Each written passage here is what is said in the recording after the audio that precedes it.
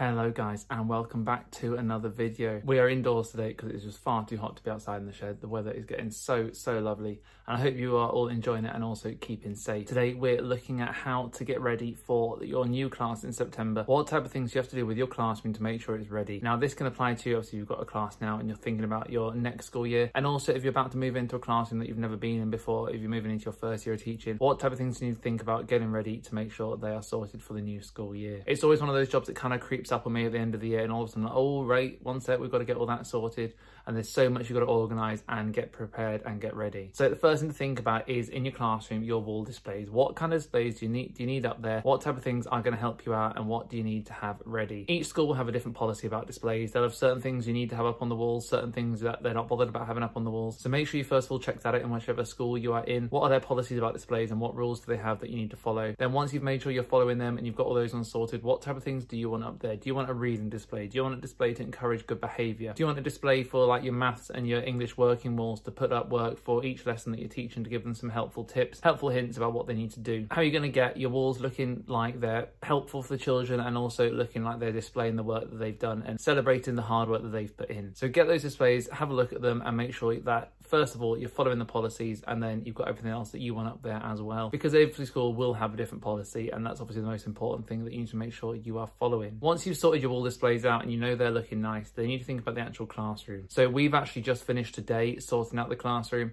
and we've been, or the day I'm filming this anyway, not the day it's getting released, but yeah, we've been sorting out and making sure that the first thing we've had a look at was the trays. Children have trays in the classroom, and depends, some children have them kind of at the side of the classroom, some have them under the desks in the class, some classes just have all kind of pencils in a pot in the middle. It all kind of depends school to school, so have a look. But if your school does have a section for trays, then I will guarantee you now, no matter how often you've asked the children to tidy up the trays and you've sorted them out, they all get filled with all sorts of things. There'll be random bits of paper, random bits of pencils, things they've brought in from home, random work that they've done and forgotten to put away properly, so they've tucked it into the trays out of the way. There's all sorts, and it's just one of those jobs that always takes a good long while sorting everything back in. So you want to make sure that those trays are sorted if you're in a class at the minute ready for next year. You've got all the equipment back in that the children aren't taking home. Make sure kind of that, you know, all the pens work, the pencils are nice and sharp, the whiteboards work, that kind of thing, so they're all ready for a new class moving in. And then making sure that you've given out everything that you need to give out. So think about, you know, the children's work. What can you give out for them to take home? What do you need to just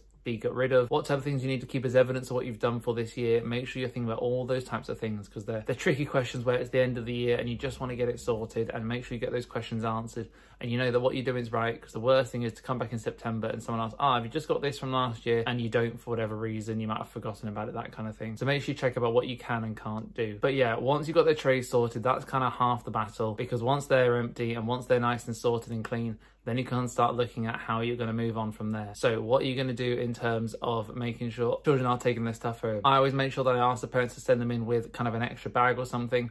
Not because there's always a massive amount to take home, but their book bags will be full of other things.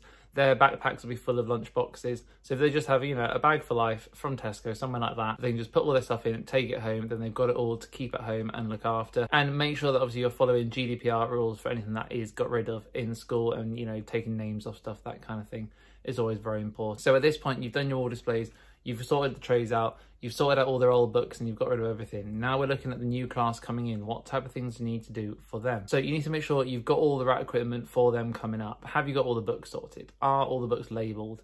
Are there books for all the subjects you're going to be teaching? It's so easy to just forget a stack of books and come to start teaching a lesson in September and go, all right, okay, let's get your geography books out, and actually not have a stack of geography books because you've just not labelled those ones up. You forgot to get that pile. So make sure you've got a list of books that you need to have sorted.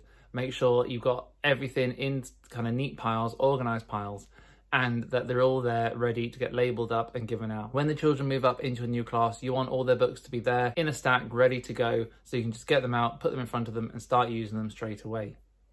It's not something you're going to be faffing around with in September when you're trying to give that good impression to the class of what you need to be like, and they're trying to impress you and make sure they're doing their work as neat as you can. And if you're struggling to get book to book what you need to get out, then it always just makes everything a little bit harder. So make sure you get the new books organised, and that's the same for things like, you know, pencil cases. They're going to need a whole new pencil case with everything in, making sure everything works, everything is organised in the right way, making sure that pens have all got lids on, whiteboards are all nice and clean with a new whiteboard pen, whiteboard rubber. Everything needs to be ready for the new class coming up. And I always try and see if I can find new things for the new class, because no one wants to move up into September and have someone else's old grubby pen or a pencil that's got a chewed end, a pencil that, you know, someone's dropped and the lead snapped in 5 different places along it, so whenever they sharpen it, it just falls out again, then you sharpen it again. All that kind of thing just makes everything a little bit harder. So make sure that you get all that kind of stuff organised and ready before the children are moving up for transition even. Our transition week's coming up pretty soon, and I need to make sure I get all these jobs done before that, so when they come into class, it's just a smooth transition into the new class and they can get going straight away. The other thing that definitely needs to tidy in my classroom, and probably will in yours, is your cupboard. Every teacher normally has at least one cupboard, if not 2 cupboards, where at the start of the year everything's in its place and you know where everything is. And it's really, really useful having it like that. And then by the end of the year, there's stuff on top of stuff. There's paper on top of books.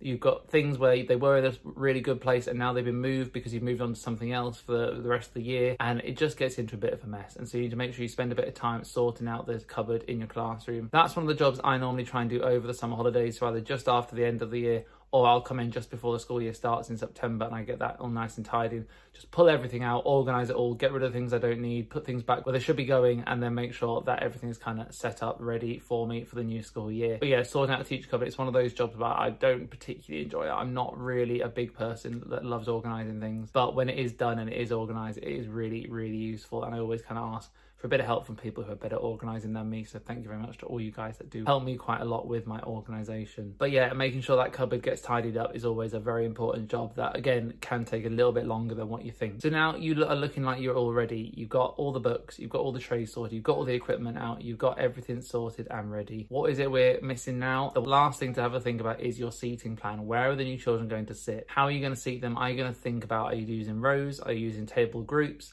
If you're using groups, how many groups? Are you doing 4s? Are you doing 6s? How are we going to get stuff sorted to make sure the children are all sat in the right places? Because it's always a bit of a balancing act, a seating plan, and seating plans change all the time.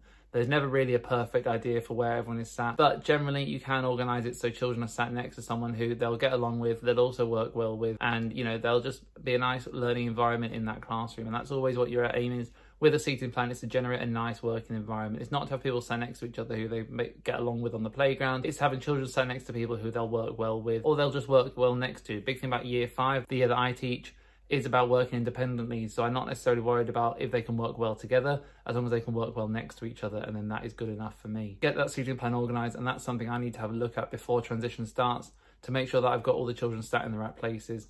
And then once I've done that, then we'll be good to go and ready for transition, which I'm really, really looking forward to make sure that everything goes smoothly, get to the new class, and also have a bit of time at the end of the year to celebrate our leavers in year 6 and celebrate them moving on up and continuing their career in education. So that is just about everything you need to think about in terms of organising your classroom for the end of the year, ready for a new start in September. As always, if you've got any questions, do let me know. I'll get back to you as quickly as I can. And there's a new video on a Tuesday, a Friday and a Sunday, and I'll see you there very soon.